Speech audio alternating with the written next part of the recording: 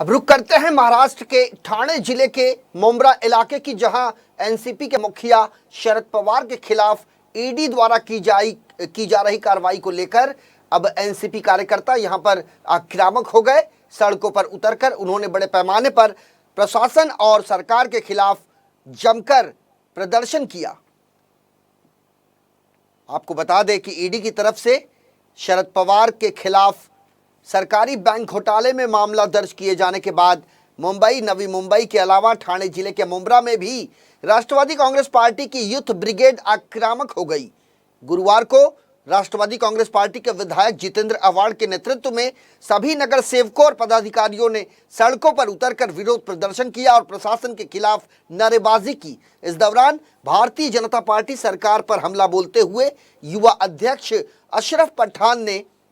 निषेध व्यक्त किया। ऐसे में सरकारी बैंक घोटाले में नाम ना होने के बावजूद सिर्फ राजनीति के चलते एनसीपी के राष्ट्रीय अध्यक्ष को निशाना बनाया जा रहा है, उन्हें टारगेट किया जा रहा है। ये इस बात को दर्शाता है कि पिछले दिनों शरद पवार द्वारा किए दौरे का महाराष्ट्र की जनता से मिले प्रतिसाद से भाजपा सरकार डर गई है। ये कहना है राष्ट्रवादी कांग्रेस पार्टी के नेताओं का, विधायकों का, साथ ही साथ कार्यकर्ताओं का। और इस मौके पर कलवा मुंब्रा विधानसभा अध्यक्ष शमीम खान और राष्ट्रवादी कांग्रेस पार्टी की कार्यकर्ताओं ने बड़ी संख्या में होकर सरकार विरोधी नारे लगाए।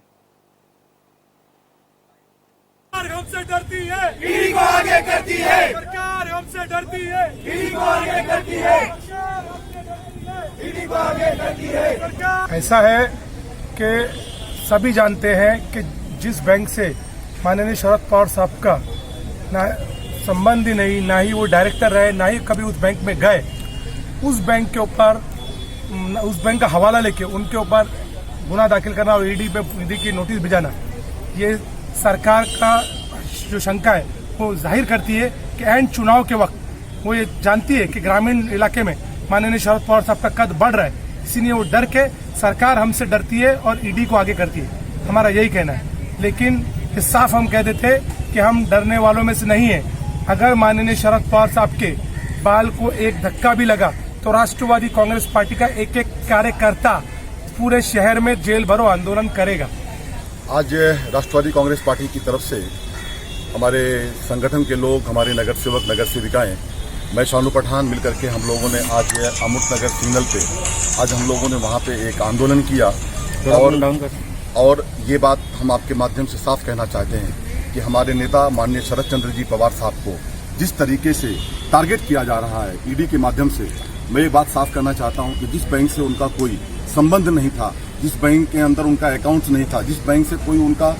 कोई भी संबंधित मामला नहीं था, उस बैंक से उनका नाम जोड़ करके कहीं ना कहीं आज ये मोदी सरकार, हिटलरशाही सरकार साबित हो रही है, ये मैं कहना चाहता हूँ। सेकेंड बात ये कहना चाहता हूँ कि राज साहब ठाकरे साहब के बारे में भी कहना चाहता हूँ कि उनको भी इस तरीके से टारगेट किया गया था और ईडी के लोगों ने उनके ऊपर भी केस दर्ज किया था। ऐसे ही शरद चंद्र जी पवार साहब को भी टारगेट किया जा रहा है, क्योंकि आज कहीं ना कहीं अगर आप देखें तो मराठवाड़ा के अंदर आज राष्ट्रवादी कांग्रेस पार्टी का जनाधार बहुत तेजी से बढ़ रहा है। वहाँ पे भी कई सारा हमारे शरद चंद्र जी पवार साहब ने, हमारे लीडर डॉक्टर जितेंद्र आव्हाड साहब ने, हमारे लीडर अजीत दादा पवार साहब ने, यहाँ पे इन लोगों ने जो मेहनत किया है और जो वहाँ पे किसानों के लिए जो काम किया है, उसको देखते हुए वहाँ के किसान और वहाँ के जितने भी लोग हैं, उन्होंने राष्ट्रवादी कांग्रेस पार्टी को माननीय शरद चंद्र जी पवार साहब के मार्गदर्शन में पार्टी को पूरी ताकत देने का काम किया है। ये देखते हुए कहीं ना कहीं ये सरकार को बहुत ज़्यादा घबराहट पैदा हुई और हमारी पार्टी को ही नहीं बल्कि हमारे नेता को, वो नेता जो आज हिंदुस्तान के सबसे बड़े लीडर हैं, आज माननीय शरद चंद्र जी पवार साहब देश के बड़े लीडर हैं, उनके साथ में ये जो अन्याय चल रहा है इसको हम लोग बर्दाश्त नहीं करेंगे। और मैं आपके माध्यम से एक बात साफ कहना चाहता हूँ, आज तो सिर्फ ये टेलर था हम लोगों का। अगर इस तरीके से उनको जरा सा भी कहीं पे उनकी इज्जत, उनकी रिस्पेक्ट, उनकी मान मर्यादा के अंदर कहीं से कोई भी ऐसी बातें हमको समझ में आई हमारे संगठन और हम लोगों को, तो हम लोग डॉक्टर जितेंद्र आव्हाड साहब के नेतृत्व में हम लोग जेल भरो आंदोलन भी करेंगे।